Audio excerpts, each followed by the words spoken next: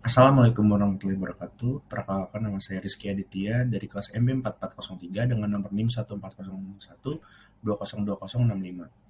Di sini saya akan memaparkan atau mempresentasikan tentang analisis keuangan dari perusahaan yang telah saya pilih, yaitu PT Astra Agro Lestari dan PT Agro Yasa Lestari, di mana ini adalah penugasan dari mata kuliah manajemen keuangan yang diampu oleh Ibu Andrieta. Selanjutnya adalah presentation framework yang akan saya paparkan. Yang pertama adalah profil singkat PT Astra Agro Lestari Tbk. Yang kedua adalah analisis keuangan PT Astra Agro Lestari Tbk. Yang ketiga adalah profil singkat PT Agro Yasa Lestari Tbk. Dan yang keempat adalah analisis keuangan PT Agro Yasa Lestari Tbk. Selanjutnya adalah PT Astra Agro Lestari Tbk. Yang dimana berikut adalah profil singkatnya dari PT Astra Agro Lestari Tbk. PT Astra Agro Lestari Tbk yang sebelumnya merupakan penggabungan dari beberapa perusahaan mulai mengembangkan industri perkebunan di Indonesia sejak lebih dari 30 tahun yang lalu. Berawal dari perkebunan ubi kayu, kemudian mengembangkan tanaman karet, hingga pada tahun 1984 dimulailah budidaya tanaman kelapa sawit di Provinsi Riau. Kini, Perseroan terus berkembang dan menjadi salah satu perusahaan perkebunan kelapa sawit terbesar dan dikelola melalui manajemen yang baik. Dalam mengelola perkebunan kelapa sawit, sejak awal berdirinya, Perseroan telah membangun kerjasama dengan masyarakat dalam bentuk kemitraan inti plasma dan kegiatan peningkatan ekonomi masyarakat lainnya, atau Income Generating Activity atau IGA, baik melalui budidaya tanaman kelapa sawit maupun non-kelapa sawit. Kerjasama tersebut memastikan bahwa kehadiran perkebunan kelapa sawit yang dikelola Perseroan ini juga memberikan manfaat yang besar bagi masyarakat sekitar. Selanjutnya adalah masuk ke analisis keuangan perusahaan, yang dimana indikatornya meliputi current ratio, debt ratio, total asset turnover, net profit margin, return of asset, gross profit margin, return of equity, dan fixed asset turnover. Pertama-tama adalah current ratio. Current ratio atau rasio lancar digunakan untuk mengevaluasi kemampuan perusahaan untuk membayar kewajiban jangka pendeknya, seperti hutang dan upah karyawan. Ini dihitung dengan membagi aset lancar dengan kewajiban lancar. Semakin tinggi hasilnya, maka semakin kuat posisi keuangan perusahaan. Current ratio dirumuskan dengan rumus current asset dibagi dengan current liabilities, yang dimana menghasilkan 3,313. Dari data tersebut menginisiasikan bahwa setiap $1 lancar dijamin oleh aset lancar sebesar $3,31. Jadi perusahaan ini tidak mengalami kesulitan dalam membayar utangnya secara tepat waktu kepada kreditor. Selanjutnya yaitu debt ratio. Debt ratio adalah rasio solvabilitas yang mengukur total kewajiban perusahaan sebagai persentase dari total asetnya. Dalam arti tertentu, debt ratio menunjukkan kemampuan perusahaan untuk melunasi kewajiban dengan asetnya. Debt ratio dirumuskan dengan total liabilities dibagi dengan total aset, yang dimana mendapatkan angka sebesar 0,307. Yang dimana PT Astra Agro Lestari memiliki aset yang didanai oleh hutang sebesar 31% dan 69% didanai oleh modal perusahaan itu sendiri. Selanjutnya adalah total asset turnover. Total asset turnover adalah rasio perputaran dan kemampuan perusahaan dalam menggunakan aktiva yang dimiliki untuk menghasilkan penjualan. Bisa dilihat di sebelah kanan, total asset turnover itu formulanya adalah sales atau penjualan dibagi dengan total aset, yang dimana menghasilkan angka sebesar 0,025. Yang berarti pada PT Astra Agro Lestari, setiap $1 aset mampu menghasilkan penjualan sebesar $0,025. Selanjutnya adalah net profit margin.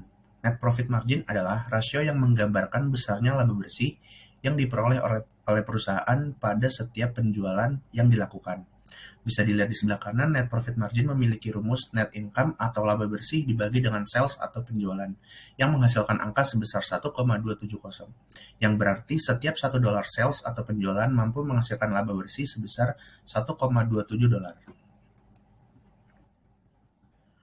Selanjutnya adalah return of asset. Return of asset atau ROA adalah indikator untuk menunjukkan seberapa sebuah perusahaan dibandingkan dengan total asetnya. Return of asset dirumuskan dengan net income dibagi dengan total aset yang menghasilkan angka sebesar 0,032. Jadi di sini bisa disimpulkan bahwa tingkat ROA pada perusahaan ini tahun 2020 adalah 0,032%.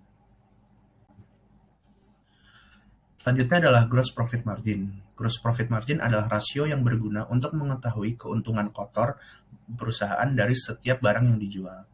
Gross profit margin memiliki rumus gross profit dibagi dengan revenue, sama dengan dapatkan hasil di sini 0,158, yang berarti gross profit margin jika dibulatkan menjadi 16%, ini berarti 84% dari keuntungan perusahaan digunakan untuk harga pokok penjualan.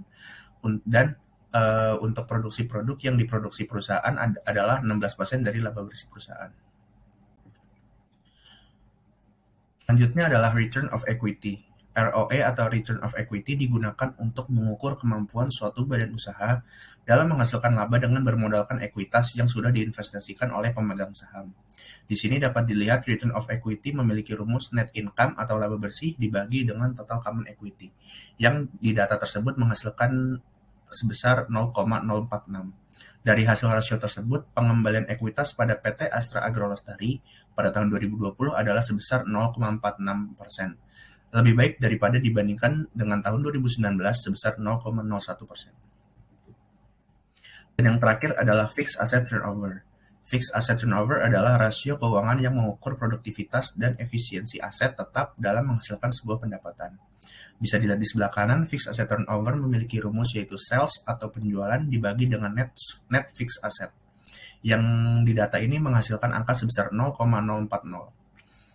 Dengan nilai 0,40 atau 40%, berarti nilai penjualan belum melebihi aset tetap, yang berarti kurang, dan semakin tinggi nilainya maka semakin bagus. Setiap $1 aset tetap mampu menghasilkan nilai penjualan sebesar 0,40 dolar. Lanjut ke perusahaan selanjutnya yaitu PT Agro Yasa Lestari. Dan berikut adalah profil dari PT Agro Yasa Lestari Tbk.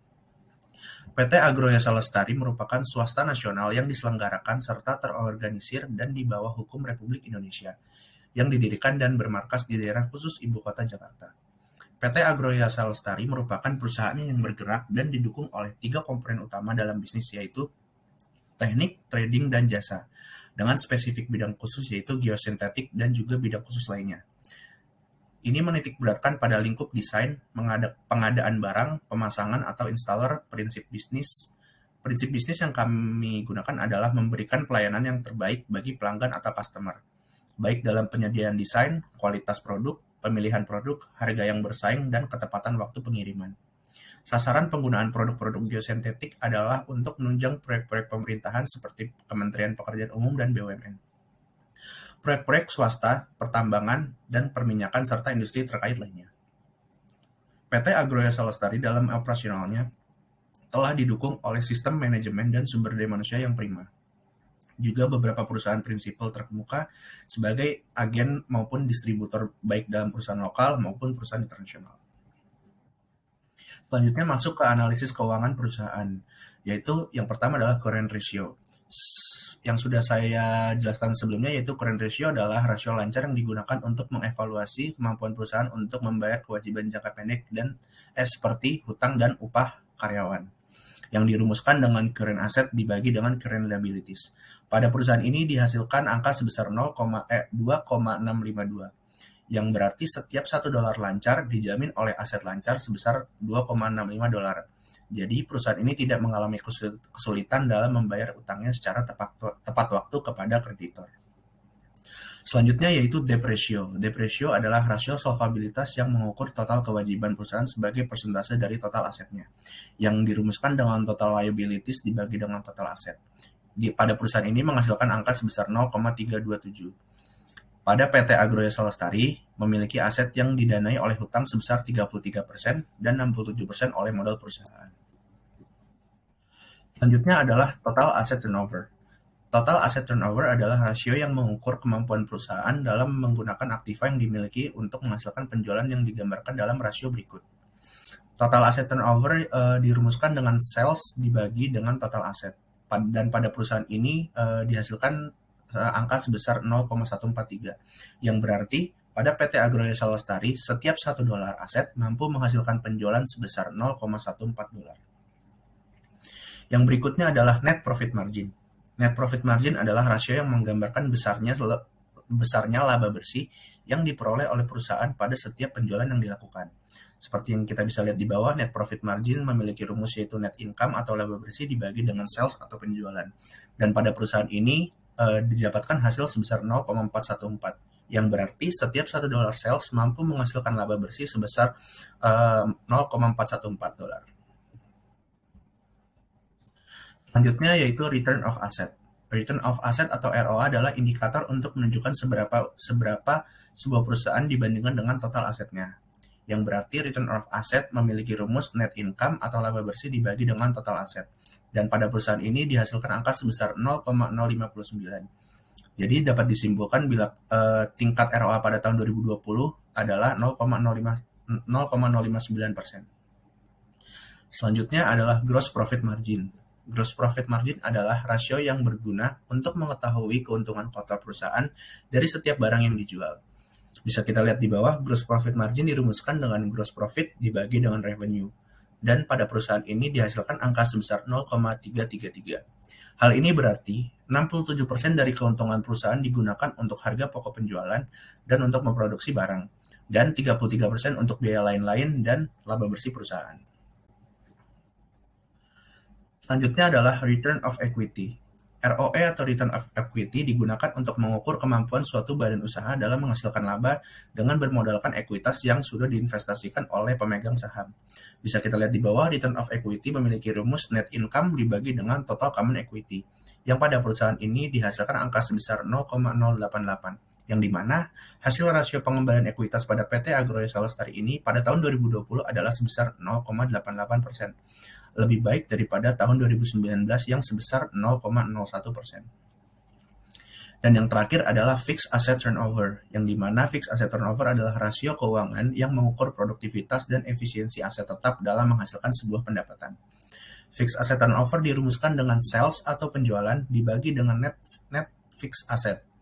Dan pada perusahaan ini dihasilkan angka sebesar 0,858, yang berarti dengan nilai 86% berarti nilai penjualan belum melebihi aset tetap yang berarti kurang dan semakin tingginya nilainya maka akan semakin baik. Setiap $1 aset tetap mampu menghasilkan nilai perusahaan sebesar 0,86 dolar.